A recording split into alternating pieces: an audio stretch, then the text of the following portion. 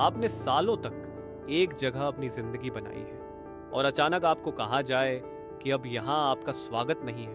परिवार बिखर रहे हैं, सपने टूट रहे हैं। अमेरिका में हो रही इन बड़े पैमाने पर डिपोर्टेशन की लहर के पीछे क्या कारण है और इससे कौन प्रभावित हो रहा है? आइए सुर्खियों के पीछे की अनकही कहानियों को समझते हैं। संडे की सुबह शिकागो अमेरिकी राष्ट्रपति डोनाल्ड ट्रंप की सख्त डिपोर्टेशन पॉलिसी का केंद्र बन गया। चाय एजेंसियों की मदद से संघीय एजेंटों ने दर्जनों इलीगल इमिग्रेंट्स को निशाना बनाते हुए छापेमारी शुरू की। ये ऑपरेशन ट्रंप प्रशासन के तहत अब तक के सबसे बड़े अभियानों में से एक था, जिसका उद्देश्य उनकी इमिग्रेशन पॉलिसी को कड़े तरीके से लागू करने का स्पष्ट संदेश देना था। शुक्रवार को व्हाइट हाउस ने बड़े पैमाने पर डिपोर्टेशन कैंपेन्स की शुरुआत की घोषणा की, जिसमें बताया गया कि राष्ट्रपति ट्रंप इलीगल इमिग्रेशन के खिलाफ कड़े कदम उठाने के अपने वादे को पूरा कर रहे हैं। एक पोस्ट में व्हाइट हाउस ने जोर देकर कहा कि जो लोग अवैध रूप से अमेरिका में प्रवेश करेंगे उन्हें गंभीर परिणाम भुगतने होंगे। पोस्ट में लिखा था, जैसा उन्होंने वादा किया था, राष्ट्रपति ट्रंप दुनिया को एक कड़ा संदेश दे रहे हैं। जो लोग अवैध रूप से अमेरिका में प्रवेश करेंगे उन्हें गंभीर परिणाम भुगतने होंगे। ये सब क्यों हो रहा है? इसके पीछे की असली वजह क्या है? इसके 3 मुख्य कारण हैं। सख्त इमिग्रेशन पॉलिसी।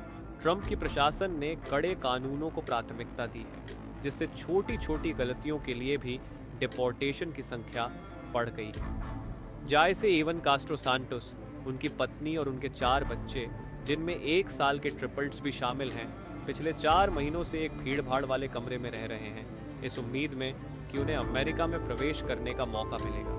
ये युवा परिवार दक्षिण मैक्सिको से यात्रा कर नॉर्दर्न मैक्सिकन बॉर्डर सिटी नोगालेस में house of mercy and all Nations shelter में पहुंचा, जहां वे लैटिन अमेरिका के अन्य प्रवासियों के साथ जुड़ गए। इनमें से आधे बच्चे हैं और सभी का एक ही उद्देश्य है, अमेरिका में सुरक्षा और काम ढूंढना।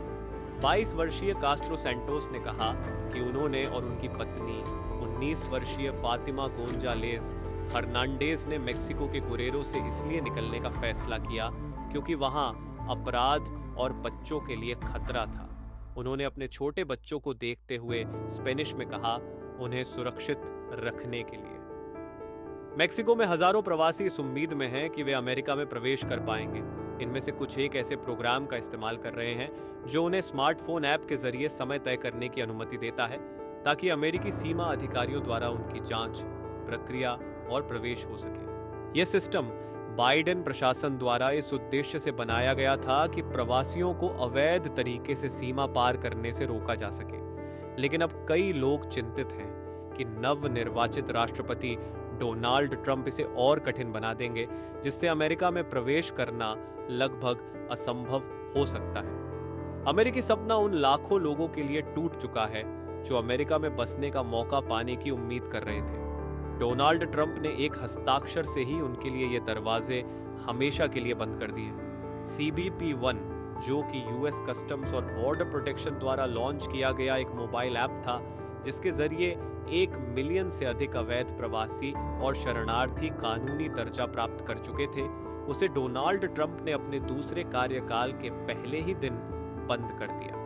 दूसरा, अत्यधिक भरे हुए इमिग्रेशन कोर्ट्स। 1 मिलियन से ज्यादा मामलों के लंबित होने की वजह से कई प्रवासियों को अपना सही बचाव करने का मौका नहीं मिलता।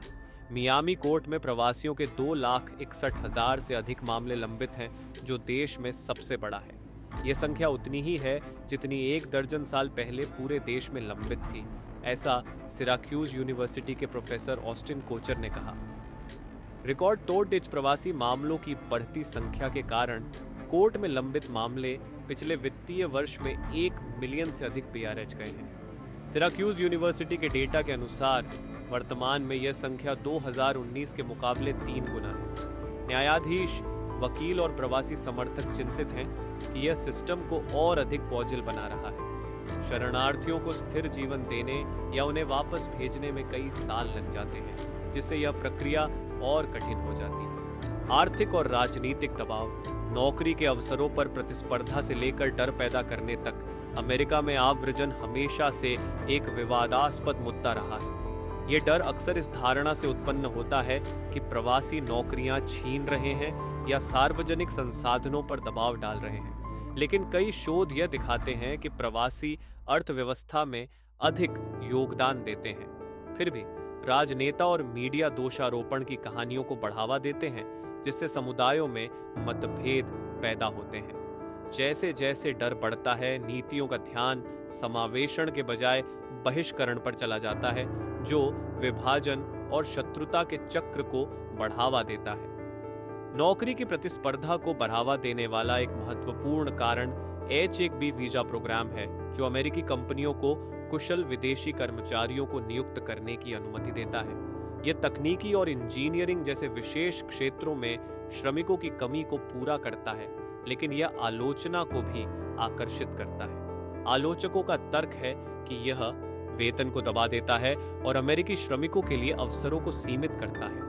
इसके विपरीत समर्थक इस बात पर जोर देते हैं कि यह कार्यक्रम इनोवेशन को बढ़ावा देता है और उन इंडस्ट्रीज में महत्वपूर्ण अंतराल को भरता है जहां घरेलू प्रतिभा की कमी है। यह रोजगार और इमिग्रेशन पर व्यापक बहस में एक दोधारी तलवार है। डिपोर्टेशन का मुद्दा केवल नीतियों का नहीं है, ये लोगों का मुद्दा है। साथ मिलकर हम करुणा और न्याय को प्राथमिकता देने वाले भविष्य की दिशा में काम कर सकते हैं। अगर आपको हमारा वीडियो पसंद आया हो तो कृपया नीचे कमेंट में अपनी राय दें। वीडियो देखने के लिए धन्यवाद।